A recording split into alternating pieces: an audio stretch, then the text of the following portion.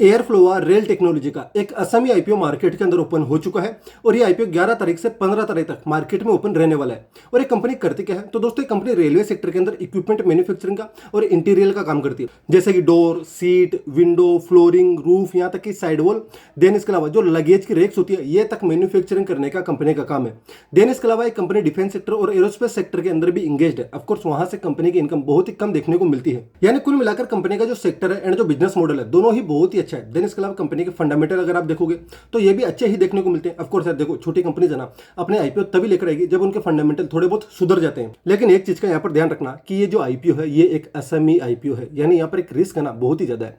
Then इसके अलावा इस आईपीओ साइज की बात करेंगे तो 91 करोड़ का ये टोटल आईपीओ साइज है, जिसमें से 4.56 करोड़ रुपए रिजर्व है ऑलरेडी एक प्राइवेट कंपनी के पास में। यानी कुल मिलाकर आप ऐसा भी बोल सकते हैं कि ये जो टोटल आईपीओ है केवल 86 करोड़ का है पब्लिक के लिए, और ये आईपीओ केवल बीएसई के ऊपर ही लिस्ट होने वाला है। अब आपको बताता हूं कि आईपीओज में रिस्क क्या होता है। देखिए दोस्तों, जब ये आईपीओज लिस्ट होते हैं ना तो उस दिन ये कंपनीज लोअर सर्किट भी लगा सकती है, और जरूरी नहीं 5%, ये 2.5% के भी इनमें लोअर सर्किट लगते हैं, क्योंकि कंपनीज की साइज बहुत ही ज्यादा छोटी होती है। तो ऐसे टाइम के अंदर अपना माल बेचना बहुत ही ज्यादा मुश्किल हो जाता है। और ये भी जरूरी नहीं कि कंपनी सिर्फ एक ही दिन आपको लोअर सर्किट दिखाए, ये कंटिन्यूसली कई हफ्तों तक आपको लोअर सर्किट दिखा सकती है।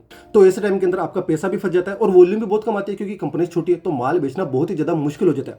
ऊपर से आपका जो अमाउंट है वो भी ज्यादा लगता है एसएमई आईपीओ के अंदर। अगर आप इस आईपीओ में अप्लाई करने जाओगे तो आपको मिनिमम 2,80,000 रुपए इसके अंदर इन्वेस्ट करने पड़ेंगे। तो ठीक है भाई, आप इन चीजों का तो ध्यान रखना। लेकिन अब बात करते हैं ग्रे मार्केट प्रीमियम के बारे में, जो कि है 118% का प्रेजेंट। ऑफकोर्स थोड़े दिन पहले 122 का था, अभी 118% का, तो ये ऊपर नीचे चलता रहता है। और एसएमई के अंदर इनका जो ग्रे मार्केट प्रीमियम है ना, ये बहुत ही ज्यादा फ्लक्चुएट होते हैं। तो लास्ट डे ही अप्लाई करना आईपीओ को। मैं हर बार आपको बोलता हूँ कि आईपीओ हमेशा लास्ट डे ही अप्लाई किया करो। देन लास्ट डे चेक करना, अगर इसका प्रीमियम ज्यादा गिर जाता है, जैसा कि मैंने आपको बताया कि एसएमई आईपीओ के जीएमपी ना बहुत ही ज्यादा फ्लक्चुएट होते हैं, तो लास्ट डे शायद इनके प्रीमियम 60%, 70% के भी देखने को मिल सकते हैं। तो ऐसा अगर होता है ना, अगर 70%, 60% के इनका जो प्रीमियम आ जाता है तो आईपीओ अप्लाई मत करना।